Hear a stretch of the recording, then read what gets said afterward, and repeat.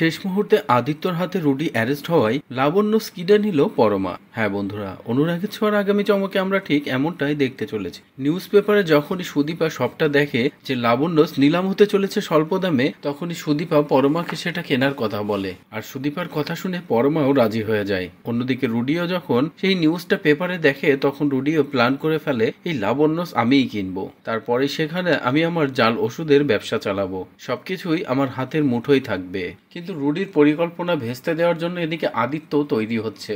এদিকে রুডি নিলামে গিয়ে পরমার সাথে বেট করে লাবণ্য কিনে ফেলে। পরমা অনেকটা চেষ্টা করার পরেও রুডির দামের উপরে পরমা আর উঠতে পারে না, অবশেষে হার মেনে যায় রুডির কাছে। এদিকে রুডি লাবণ্য কিনতে পেরে ভীষণ খুশি হয়ে যায়, কিন্তু রুডির এই হাসি বেশিক্ষণ থাকলো না। সেখানে আদিত্য এসে হাজির হয় রুডিকে অ্যারেস্ট করার জন্য।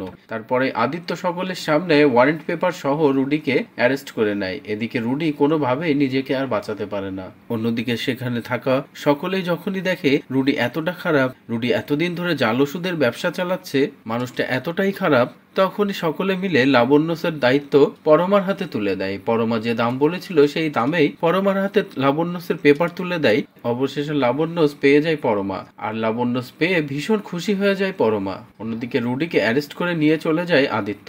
তো বন্ধুরা, এবার যদি সত্যি এমনটা হয়, শেষ মুহূর্তে আদিত্য রুডিকে অ্যারেস্ট করার কারণে লাবণ্যস পেয়ে যায় পরমা, তাহলে সেসবটা দেখতে তোমাদের ঠিক কেমন লাগবে কমেন্ট করে জানাও। পরবর্তী আপডেট পেতে চ্যানেলটি সাবস্ক্রাইব করো।